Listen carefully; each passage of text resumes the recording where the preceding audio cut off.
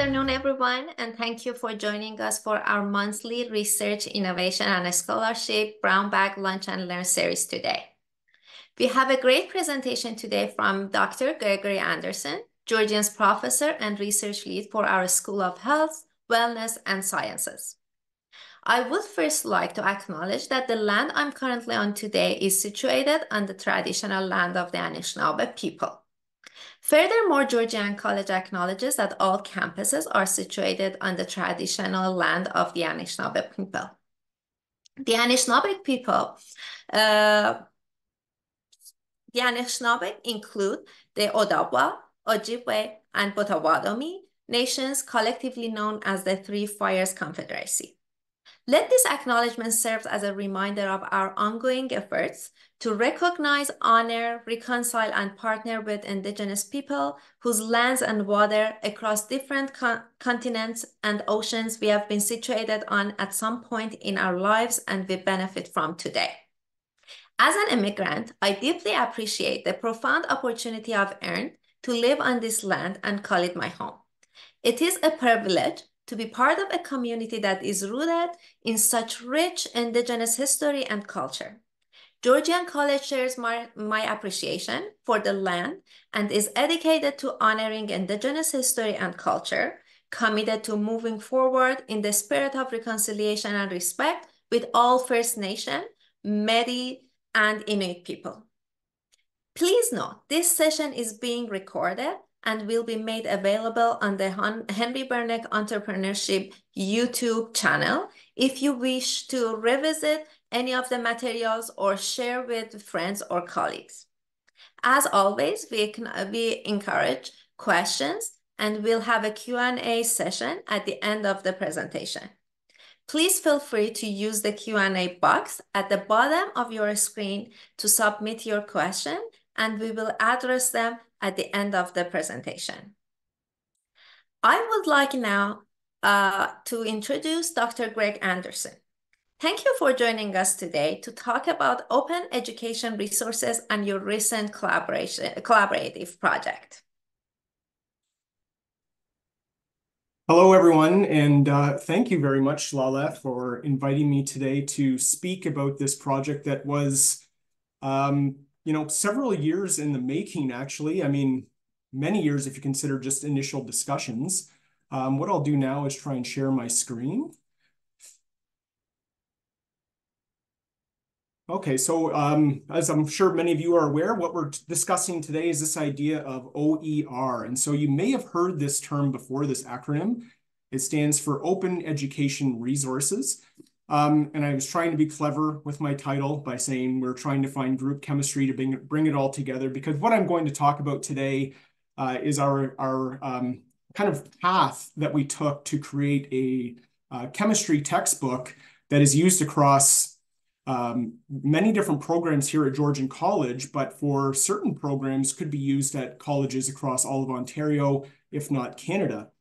And so what I always like to do is start by showing you and letting you meet the team, because this was, of course, a very collaborative project, not even just within Georgian, but across a few different colleges. And frankly, I'm just one of the minor cogs in this detail. So even though I'm the one who's presenting today, what I'd really like you to take away from this is that this was not a me project. In fact, I was a minor player. And so we have, I can't really see here, let me just move this. We have many people that were involved in this project. And I would say that the first two names that you see on this list, Samantha Sullivan-Sauer and Jen Booth, were probably the most major players in getting this whole project off the ground, because it was required quite a lot of work.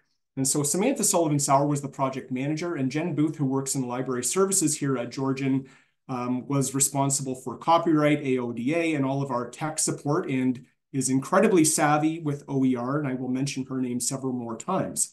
There were many of us that were authors, and you can see a few different colors here. What I'd like to point out is that everyone's name who is in white was somebody who worked here at Georgian College. The names that are in red are collaborators from Conestoga College, and the names in yellow were our colleagues from Loyalist College. And you can see as well that we also had several students that were involved in this project who were actually paid to do a lot of different types of work, everything from reviewing content to actually generating images for our textbook, which was, very impressive because I certainly cannot do that type of work.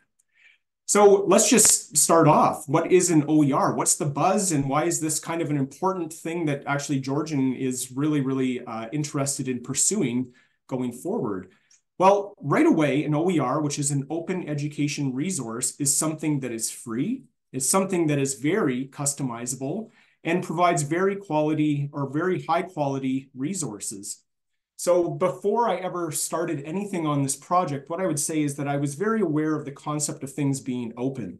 I mean, I think probably most of us are. Wikipedia is a great example of an open resource.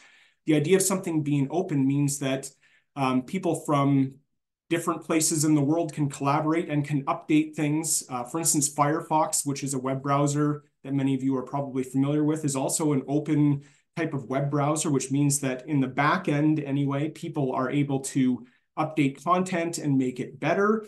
At that point, I was very familiar with, I had been using a Linux operating system in my previous role at Sick Kids Hospital a lot, which is also an open-based operating system, very different from, say, Windows, Microsoft Windows and iOS for Apple, which are not open to collaboration throughout the world. So the idea of open resources was certainly familiar to me, but I was not familiar with them in terms of how they might apply to, say, textbooks or just resources for students. And the way that I first heard about an OER was, we're talking many, many years ago now. I want to say all the way back probably in 2017, maybe 2018, when I went to a kind of little workshop, I guess it was called, that Alyssa Bigelow, who at the time was still with Georgian, had given. And she had talked about these ideas of open education resources. And I was very impressed and very intrigued and really wanted to learn a little bit more about them and how they might be applicable to various courses that I was teaching here at Georgian College. So what's important to know about open education resources, or OERs, as I'll just refer to them from now on, is that they are teaching and learning resources. They are typically available in any type of format, so students can access these things on everything from a laptop to a phone to a regular, computer, or they can print out PDFs of these things as well. They reside, of course, in the public domain. So they're under copyright that have been released under what's called an open license. And there are many different types of open licenses that I won't get into today, because there are some that are completely open, some that have restrictions. But at the end of the day, they are open. You often have to cite, of course, where you're getting the information from. But what they permit is no cost access, reuse, repurpose, and of course, adaptation and redistribution by others, which is really, really important, because it means that you don't necessarily have to, for instance, write an entire textbook yourself, right? You can adapt things, which is what we did here, from existing resources. So how did this all begin? If I go way back to the start, as I already mentioned, I first learned about OERs from Alyssa Bigelow.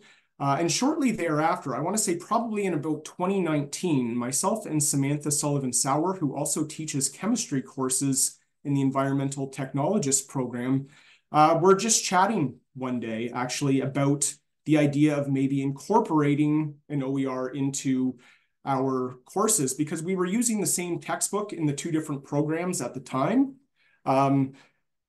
And we were worried about a few things. And so we first started talking about this idea of maybe we could just find one that works, worst case scenario, or, like just find one that already exists, and maybe we could incorporate it into our courses.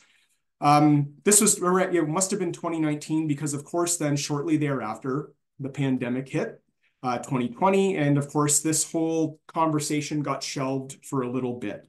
But then in 2021, we began to early 2021 began to talk again about this concept of OERs. And so the problem that existed at the time, or that we saw anyway, is that we had this textbook that I have here an image of on the left. We had been using it for, I don't even know how long, since before I got to Georgian College. At this point, we were in the 11th edition of this textbook, and it's perfectly fine. But we were worried about this textbook being discontinued, right? It's always an option for any type of publisher to just stop making it. And this textbook was used by several programs at the college. So for instance, I teach in the pre-health sciences program, and we use it there. And pre-health program is the largest, in terms of student numbers, largest program on campus. We often have upwards of 300 to 400 students every single year in this program. It is currently also used in the biotechnology program for first semester chemistry, and it was being used in the environmental technologist program as well. And so we were all using this textbook. So several hundred students a semester were using this program, using this textbook.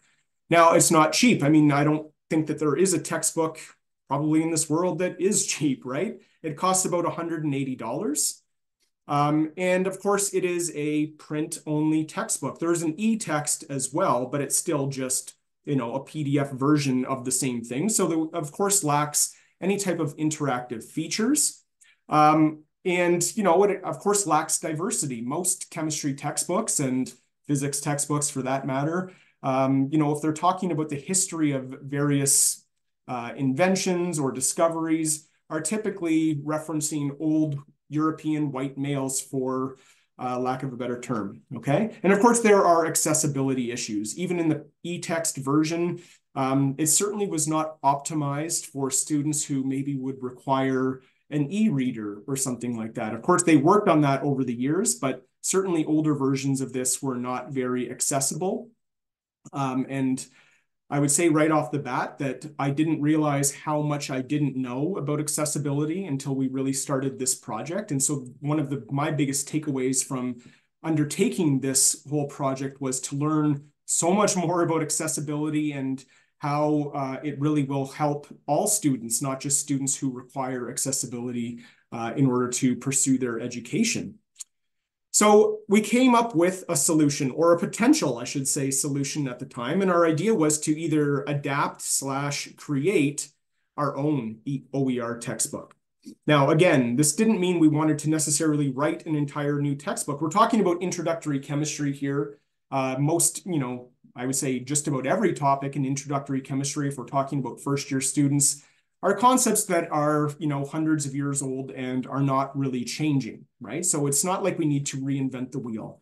And so our plan then, and what we did, is we first connected with Jen Booth at Library Services, excuse me, who had already been involved with several other projects on campus to adapt and integrate OERs into various courses. I think I forget the actual course code, but the communications course that I think every, if not most students on campus have to take had already gone through this process. And so Jen was very familiar and very knowledgeable on this topic. And so what we did is we got together with, you will see all those names that I spoke about at the very beginning.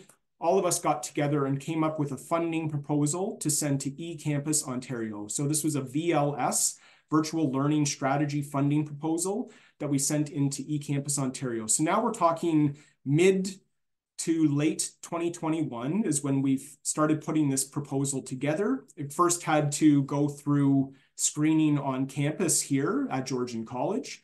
And then those that were selected were then sent to eCampus Ontario in early 2022 or late 2021. One of the things that came back when we first started putting this proposal together is that we could make our proposal a lot stronger if we had inter-college collaboration. I mentioned already that, for instance, the pre-health sciences program is a program that exists basically on every single campus, every single college campus in Ontario. So if you can imagine, if we can create a textbook for this program, then every single college in the province could use it. And so we reached out. We simply asked ourselves, do we know anybody who, teaches at other colleges? And by word of mouth and speaking to different people, that's how we became connected with those other collaborators that I mentioned on the first page. One of them, Jackie McDonald, was already trying to do this on her own. And so she was, of course, very much on board and was more than happy to start sharing the workload. And so we connected with these different Loyalist College, Conestoga College, and then put our heads together to come up with an even stronger funding proposal. And then in early 2022, January-ish, I think, we got the notice back that all of a sudden, hooray, our proposal had been funded. So now, of course, we had to start working on the project. And so what's important here, right, is that this project was made possible by funding by the government of Ontario through eCampus Ontario's support of this VLS. And the whole idea is that this OER was developed collaboratively through Georgian, Loyalist, and Conestoga. And each institute, of course, generously provided additional support with contributions. So this was many, many people working together. And we had many things to kind of work on. Okay, so our primary goals right from the start, before we started getting into all the nitty-gritty, is of course content, right? We needed all of the same type of materials that we had already been using for several years in these chemistry courses, and we didn't want to lose really any information. We wanted this to become interactive. We're talking about a digital strategy here, right? So it should, of course, be interactive, because this is, of course, the way of the future and the way that students kind of expect to be taught. And of course, it's a better learning strategy, of course. We also wanted to ensure that this textbook would be fully accessible. And when I say fully accessible, I mean, not only can e-readers read everything, we have to really make sure, and this is where, again, where I didn't really know a whole lot until I started getting into this, every single image has alt text associated with it. All of our different interactive features were able to be used by any student who could require it.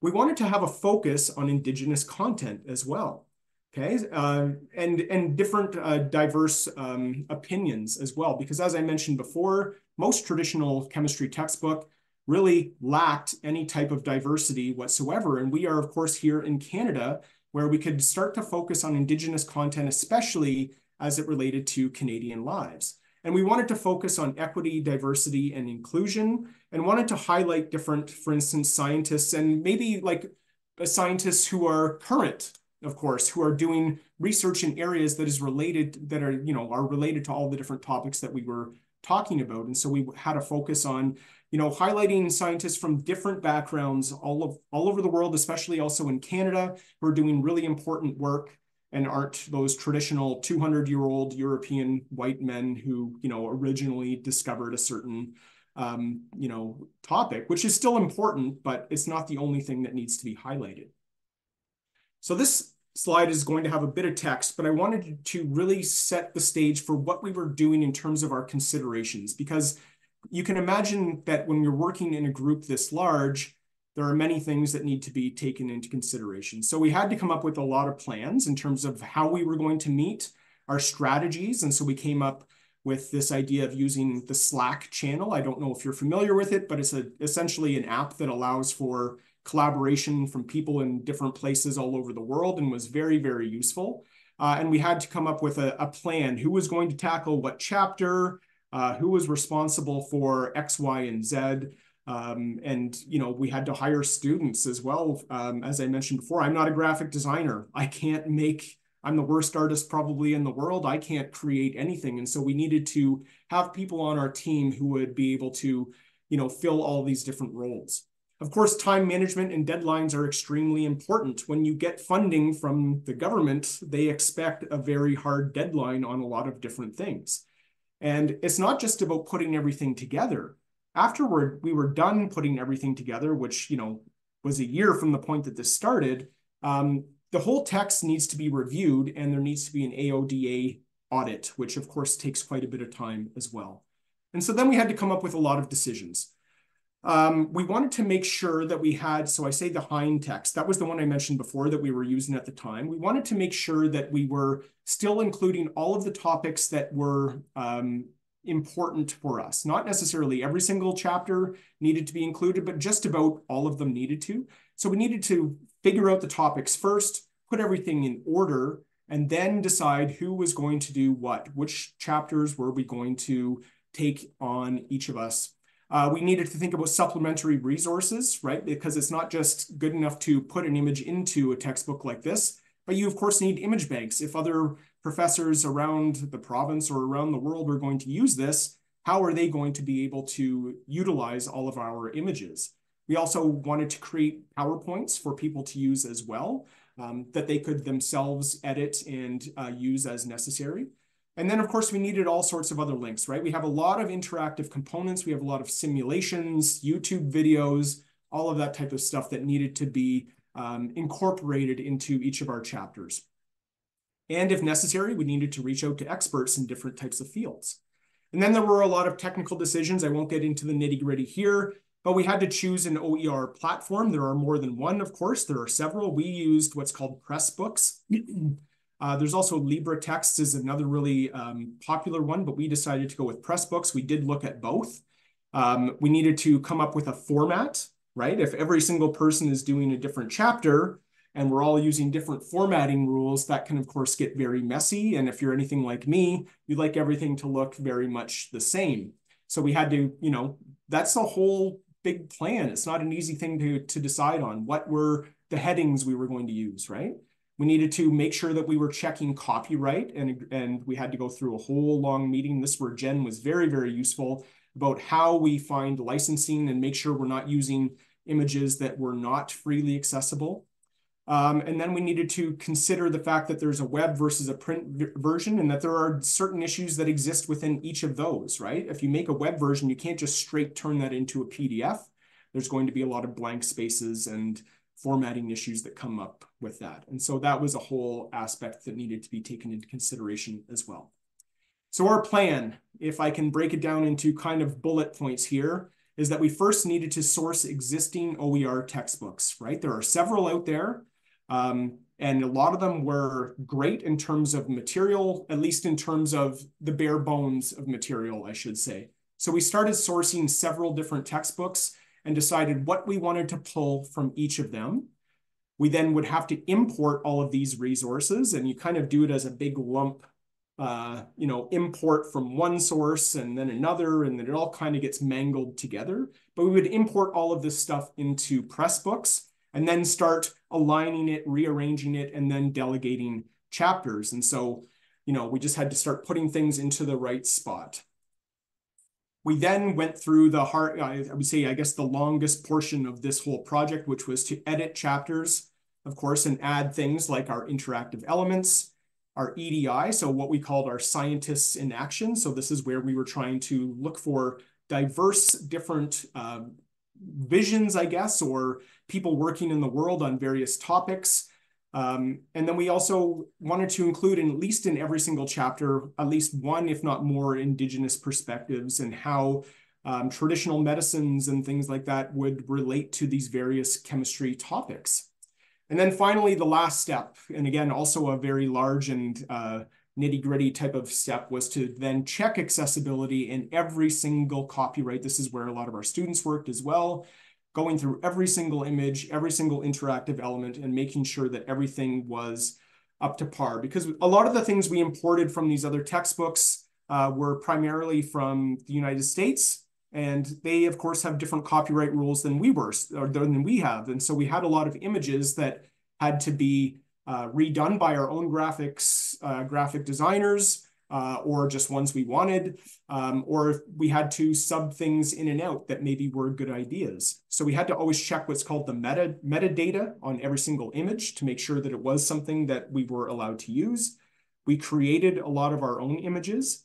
We created, in a lot of cases, alt text, and that's a whole lot of work into itself. And then we also had to generate hyperlinks to all of our outside material to make sure, and check all of them, of course, too, to make sure that they were all still running. And so that was the process. So in 2022, that was what we were doing the whole year, putting everything together. And we had very strict guidelines and different rules that we were all following. And then we came finally at the end of 2022, we kind of got everything together. And this is what our textbook looks like now, Enhanced Introductory College Chemistry. And what's really good about this is what I'll do here is I will click on this. Hopefully you're still able to see my screen. And for instance, if you go to our textbook, it looks something like this. So this is in one individual chapter, for instance. So in terms of formatting, things look similar in every single chapter. So I just wanted to kind of give you an idea of all of the things that might be visible in one of our chapters, right? So in this chapter here, we're talking about intermolecular forces. As I scroll down, you will see images, some of which were imported, some of which were created by our own students, and I'll give you an example of that in a minute. We have a lot of interactive elements. So for instance, right here, this is what's a simulation that students could do to maybe look at how adding, sorry? I'm sorry, we cannot see the book. We are just seeing your slide yet. Oh, okay, let me If you just share reshare something different. Yeah, I have to yes. reshare. Okay. Thank you. There we go. Okay, so this is what one of our chapters would look like. For instance, as we scroll down, we have a very similar format everywhere. So we have images, of course, as any textbook would. But what I wanted to highlight is that we have things like interactive elements. So for instance, since in this chapter is talking about intermolecular forces, I can look at, say, what happens to this liquid when I add heat, for instance, and you can see temperature going up and you can see individual molecules. So there's even within this, there's different things that you can do. So this is really important to us. Most of our chapters have some sort of interactive feature like this that allows students to play around and, learn these different concepts. Here's, no, not right there. Here's an example, for instance, of an image that our own student created. You can even see Ravi Mahadevan was one of our students here. And then finally, I just wanted to point out, we also have interactive features like H5P. So this is a way for a student, for instance, to, as they're going through the material, see if they can answer this question once they've got to the end of this chapter or this portion, right? If they click on this, oops, I got the wrong answer. It would show them the right answer. They can also retry and then maybe try and get the right answer. So this is just an example of one portion, for instance, of the textbook. And we have things like YouTube videos, of course, all throughout. And so it's very, very interactive. And you can see that there are all sorts of questions throughout as well, where the answer, if they click on it, they can try the question themselves, and then they can check their answer. It'll bring them down to the bottom where they will actually see if they have the correct answer. Another thing that's really neat about this, and because it's, of course, digital, if I click on, for instance, one of my Blackboard shells, you can put these links directly into your Blackboard shell. So for instance, this is my chemistry course. If I go to week 1 and then my week's content, for instance, in my to-do list, I'll say something like read textbook chapters 1 and 3. And then the student simply has to click on it and it'll bring them right to that chapter. So now there's no excuse, right? The student has no excuse to say, I wasn't able to purchase the textbook when everything is perfectly free to them. Here's an example of one of our Indigenous perspectives, for instance. And again, we tried to incorporate this into all of the things that we were doing. Let me just go back to my PowerPoint now.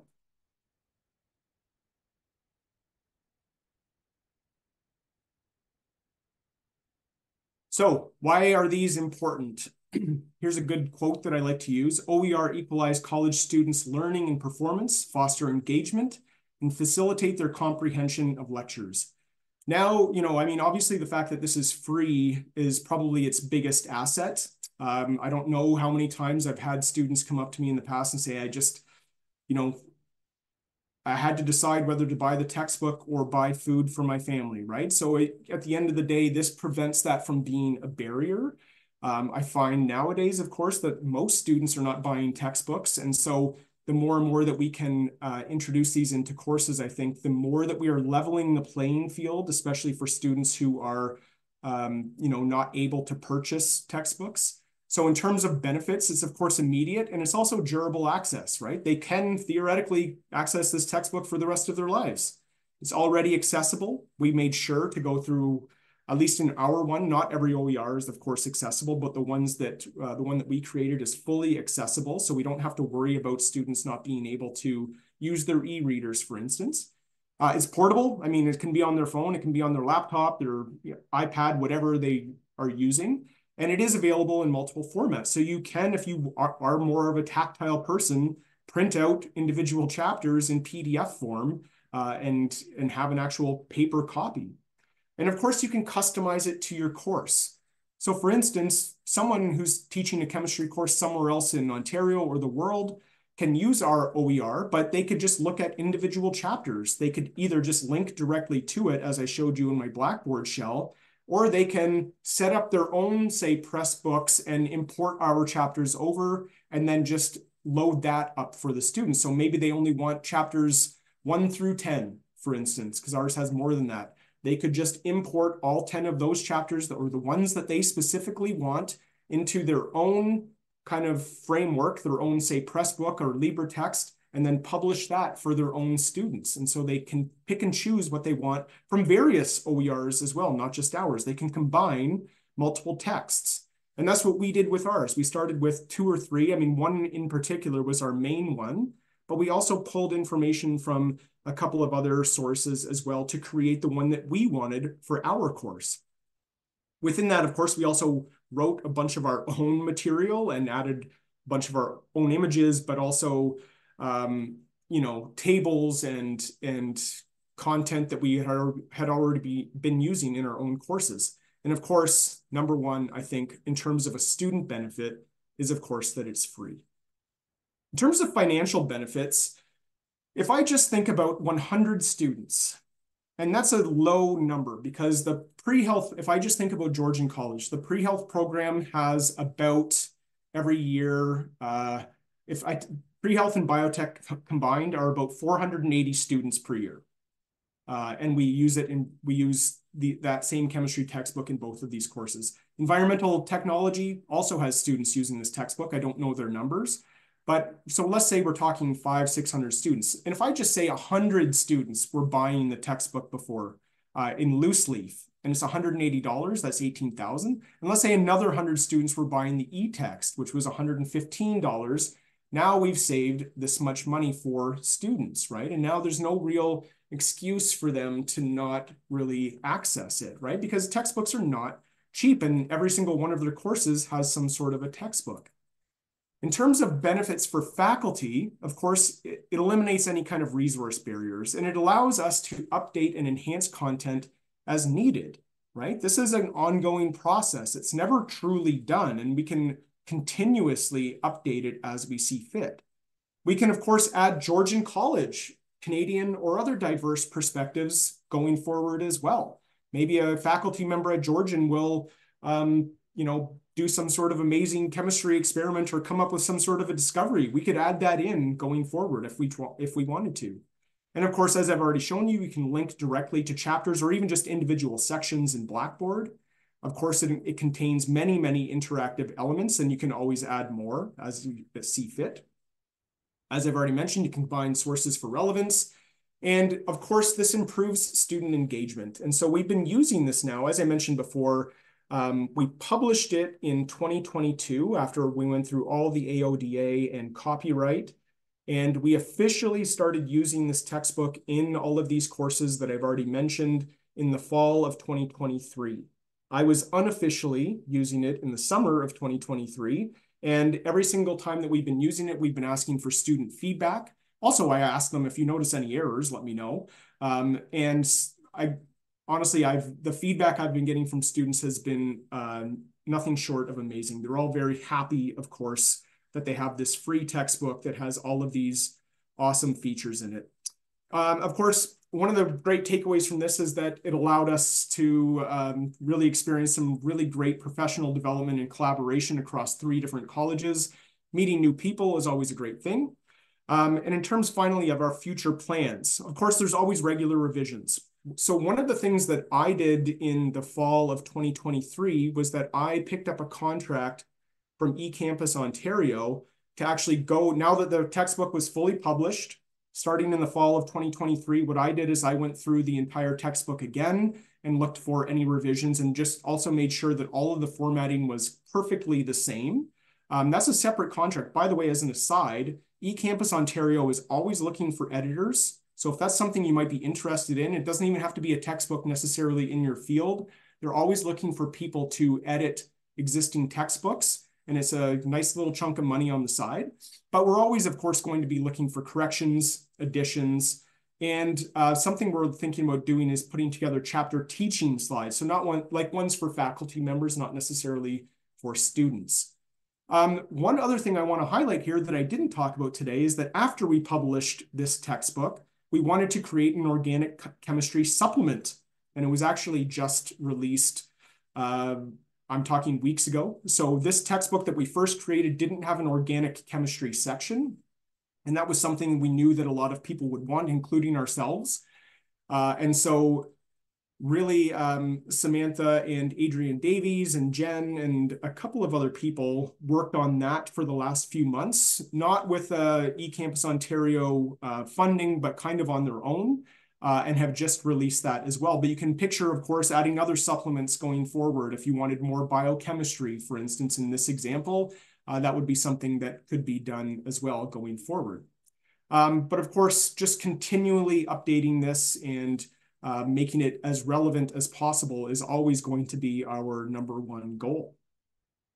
So what I would say is that if you're interested in open education resources, this is the email address. Okay, so there's a lot. We have, Georgian College has done many different OERs over the last few years. This is by no means the only one. And if you're interested, this is the email address to contact. And you could be interested in a few different ways. Maybe you don't necessarily want to do what we did here, this several-year project to create your own. You don't have to do that.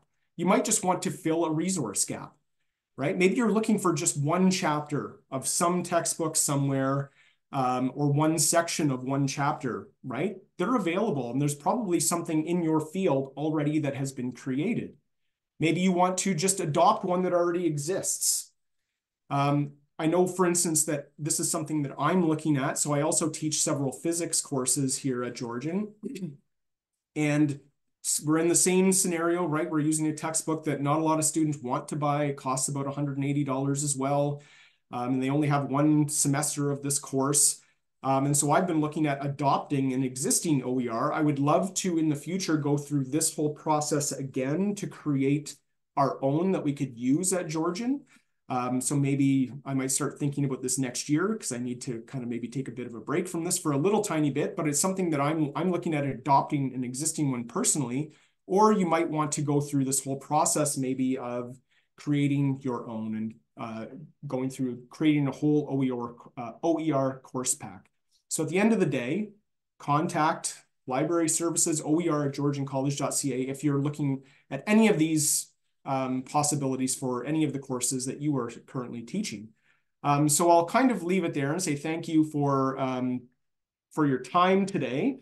I don't know if there's any questions or not, but if I can answer anything, then I will try my best. But thank you very much for listening to everything I had to say today. Thank you so much, Greg, for the great presentation. So I am seeing a lot of questions coming through, so I'll let it be handled by Lauren. Thank you so much, Lale. So we do have some inquiries from our audience today. The first one up is, how can educators ensure the quality and accuracy of an OER? What strategies can be employed to evaluate the effectiveness of these resources? That's a great question. I guess the only way to evaluate whether or not the validity of them would be to go through them yourself. That's where you would probably have to spend your own time looking at. So I've been doing this personally for, as I just mentioned, I'm trying to find some physics versions of existing OERs to adopt into an existing course. And so I found one in particular that I've personally just been going through to see if it has enough material, because I can always add my own stuff in class and things like that. But just making sure that everything's technically up to snuff, because you're right, anyone can publish an OER. So you would have to kind of do that yourself.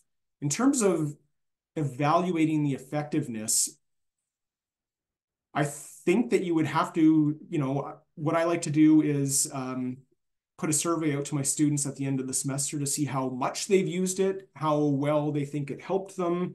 Because at the end of the day, that's really all that matters, right? Are the students using it, and do they find it effective? So far, what I've found from my students is that they have really found it effective, and they always say, if nothing else, they don't have an excuse not to go to the textbook. Ours, for instance, what I didn't show you every single chapter has a summary or a review section that has tons of questions for them to try. So for each individual chapter.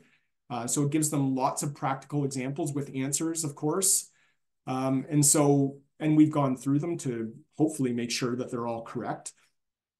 But in terms of effectiveness, ask your students if they find it effective, right? So there's, there might be some pushback for certain things, like a lot of biology courses are pretty intense in terms of the images that they would use from a traditional textbook. And there might not be OERs, for instance, that have that level of depth. I would say that the ones we used, we had to add in quite a bit of things as well, just to make sure that it had enough depth for what we wanted. But if the students find it effective, I guess that would be the number one priority. Or you could at least include maybe certain sections or chapters into what you're already using with your existing textbook. Maybe give them just a different perspective, I guess. That's awesome. So a question just related to that answer as well. We have an audience member who's looking to find out, has there been any data collected on the successful implementation of OERs? And how did they impact or enhance that learning experience compared with the traditional educational materials? You touched on that a little bit with the students, but would you be able to explain that more? So I don't know I know that this has been done, and the person to ask would be Jen Booth for sure. I know I've seen some stats. I don't have them in front of me, but there has been some surveys and things like that have been sent out to students after, I think, especially in the communications course that they all have to take. So don't quote me on any of this, but I'm certain that I've seen stats about implementation and how successful it has been. Oh, there's Jen speaking up right now. So that's good because she's the kind of expert, and so she could probably speak to this more effectively than I can. Certainly. And Jen, if you'd like to talk, just please feel free to let me know in the chat and I can allow you to speak to this. And then we also have a question just while we're waiting to hear from Jen. Is there any copyright privileges for the college or authors? Certainly copyright is something you have to go through on each and every single image. So it's a complex kind of topic. There's many different types of copyrights. And we spent, I think, almost a whole day going through a presentation on this to make sure that everything we were selecting was the right type of copyright.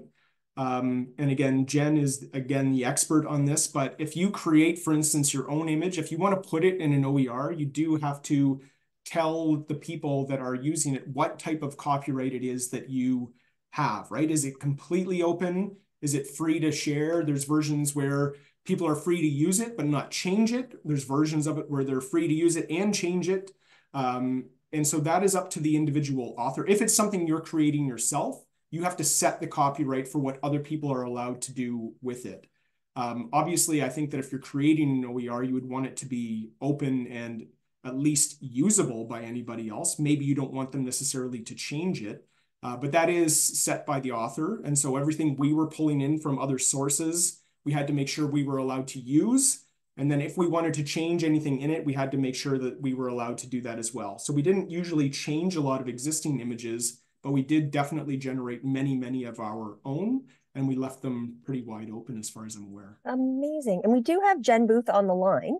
Jen, didn't know if you wanted to add anything to that as Dr. Anderson was mentioning.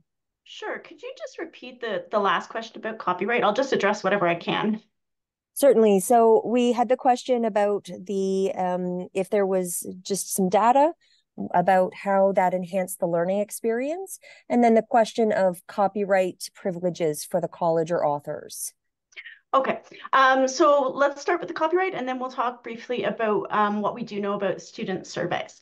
So in terms of copyright, when you create an OER, an openly licensed material, you're not removing the copyright. Okay, copyright still exists and it exists for creators whenever they fix or fixate whatever they're creating to a file, or they write it down on paper, or they create a video, that type of thing. Copyright's implied in the Canadian copyright law.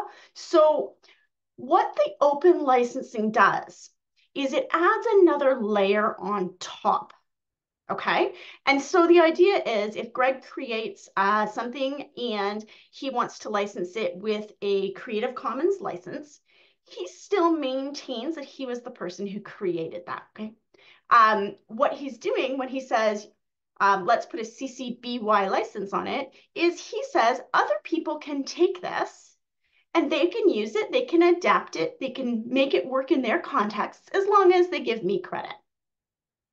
Okay, so you have to it's kind of a weird thing to imagine, but all of the Creative Commons licenses, except the one that equates with public domain, have a requirement that whoever uses it will give attribution to the creator.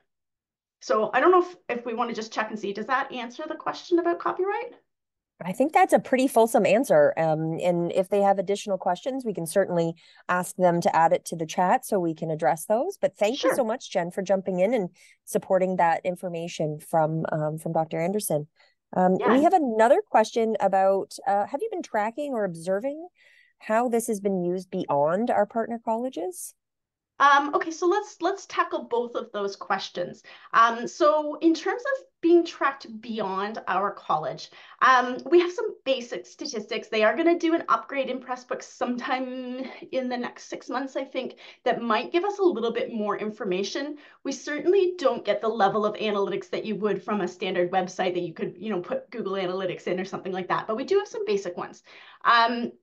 So I did note in the chat, I just took a really quick look at enhanced chemistry and grabbed the stats. So right now, the colleges that I saw showing up in the access stats were Georgian, Conestoga, Nova Scotia Community College, NSCC. They're a big OER group, Loyalist, Durham, and many, many others. We get a lot of traffic because it is an open text. We get a lot of traffic from the web. So if someone's searching, students too, they might just go in and search for the name of the textbook instead of following the link that we've got in our Blackboard course, that type of thing. So definitely we have some preliminary stats. One of the challenges with open work is, you've probably seen, there's so much involved in it that sometimes that reporting piece, that going back to Dr. Anderson and saying, hey, we're going to adapt your textbook, right? That piece is not as heavily reported, but in the manner of, wait a couple of years and start doing some Google searches, and I think you'll find that you'll be able to see that people are adapting that work. Certainly when we've worked on the two open chemistry textbooks that we've worked on, we see that there end up being like kind of pivotal textbooks that everybody seems to come back to. So I'm really, I wouldn't be surprised if, given the depth and the interactivity in this one, that we will start in the next couple of years, people will start picking it up and adapting it. So there's a little bit of stats. We can certainly see where people are coming from. We can see which pages in the book are the most popular. So a little bit. And like I said, they are planning some upgrades to our Pressbooks site, which is managed by eCampus Ontario. And hopefully we'll have a little bit more specific data after that comes in. So that's the stats and analytics piece. When it comes to students, again, we've got the issue of survey fatigue with our students. I think many of you will probably be familiar with that idea. But we did do some work around communications essentials. And the reason we did that one is, number one, it was one of our first biggest OERs that launched. And as Greg very accurately stated at the beginning of his presentation, Content 16 is that course that everybody at the college has to take or be able to pass. So it's a huge group. We did some preliminary work with the bookstore, found that probably about 1/3 of the students were actually buying the commercial text, which helped to fuel the creation of that new OER. So we did some surveying for a couple of semesters with Content 16 students. And I think that the piece that's a little bit challenging with this is that that's a first semester college course. And so those students coming in hadn't had the experience of working with the old textbook. They just knew they had this new one, right? Certainly, if you look at things like student cost, I think our textbook was coming in around $85 or $90. But when you multiply that out by about, I think it was about 3,200 students, it's a pretty significant student savings. So we wanted to get a sense of what they thought and whether or not they liked it. And we have a little bit of survey. It was never information that was published. We just kind of used it internally. But we got some great responses from students, which actually fueled kind of our direction for how we do our updates and that type of stuff. Surprisingly, a number of students said, but I want to print textbook. That was a big oh to me. However, that fueled my team, and certainly Dr. Anderson and the rest of the chemistry team. We did a lot of work around making sure that that online textbook is printable, making sure that it's going to be a reasonably decent experience, because with all different softwares, right, there's some sort of things baked in that the web version comes out beautiful and colorful and interactive. And then we did a lot of work actually around making sure that students who wanted to download and print those PDF versions had a similar experience. So I won't get into the technicalities of it, but that was an interesting aha. I also created a little student guide to using OER coming out of this survey, because students said things like, I like that this textbook is free. I love that we can access it on the web, but I don't know how to take notes on it. I can't highlight. I can't make comments and bookmark things. So I created a little OER that teaches students how to use digital note-taking tools and gives them some suggestions. Talks about using the PDF version and using Adobe Acrobat to create some notes and do some highlighting, that type of thing. So yeah, I mean, the truth of the matter is it's great for students if you can eliminate some of those barriers and you can improve representation and interactivity in your text. I think those are ultimate wins. Unfortunately, like I said, things move so quickly and we get into these projects, these massive projects. I think the text that you've been talking about today is about 12 to 1400 pages. And we have just finished the second text that was also mentioned, which is the organic chemistry supplement, which came in at another 1000 pages. So definitely on our development list is continuing to poll our students and find out how they feel about those particular resources and what we can do to improve them. The nice part is it is something that can be continuously improved, right? So if Dr. Anderson decides I'd like to survey my students, find out what they think, and something isn't working for them, we can start looking for a strategy to improve that in the next edition. So hopefully that answers. I'm going to stop talking now because I don't want to take things over. And let me know if there's any other questions. No, thanks so much, Jen. Was there anything else that you wanted to add to that, Dr. Anderson? No, I think Jen said it all. I mean, this chemistry one has really only been used now for it's in its second semester of being used.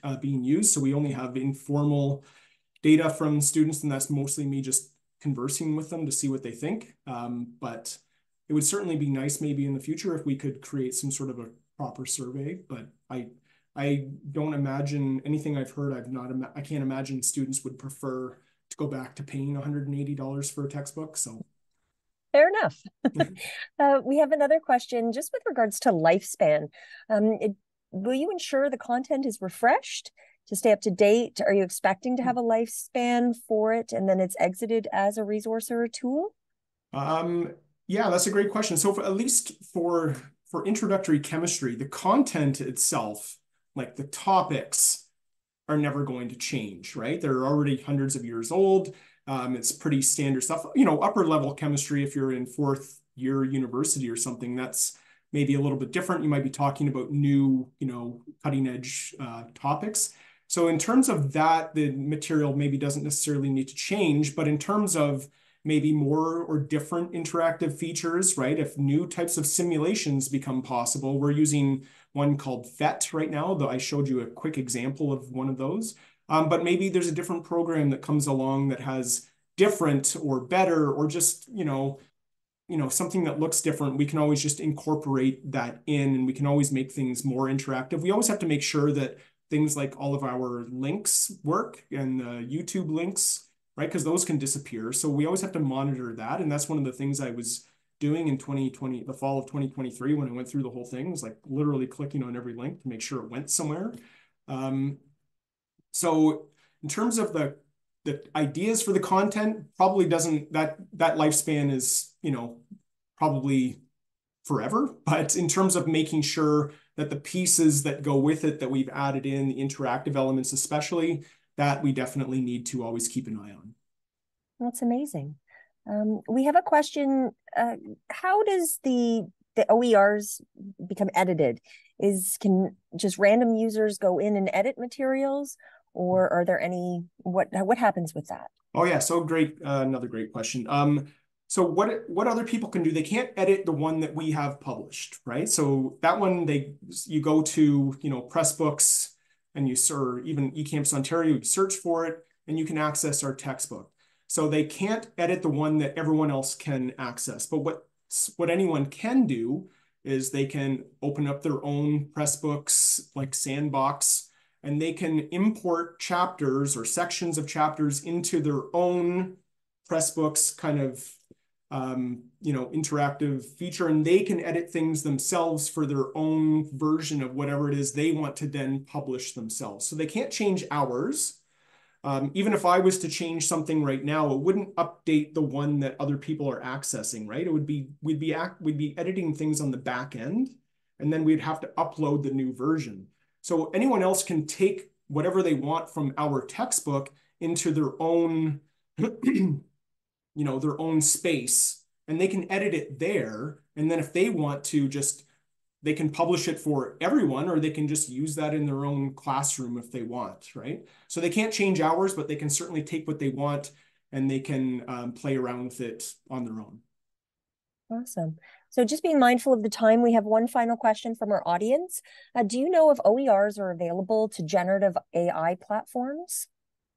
Oh, I don't know that. Or what would you think about the interaction with generative AI? Well, I know, for instance, that I was talking to Samantha Sullivan-Sauer when they were working on the organic chemistry portion. And she said that, you know, just writing introductions and things, there was a few times where it sounds like they were using generative AI to help write introductions, and they just made sure to, you know, cite the fact that portions of it were kind of written by ChatGPT. Just to, you know, let people be aware that that was used. Now, in terms of generative AI using our textbook, that's probably a bit out of my wheelhouse. I'm not. Yes, okay. they It was probably great can. thoughts. Yeah, So, they can access them because it's openly accessible web content, right? The thing about generative AI, we don't have a good sense of how they're using our content, but I did notice when I checked the stats earlier that Perplexity AI had been on our page. So I think it's safe to say yes, they probably are. okay. Great. Well, that's good information for all of us. So that being the last question, I'll invite Lale back onto screen.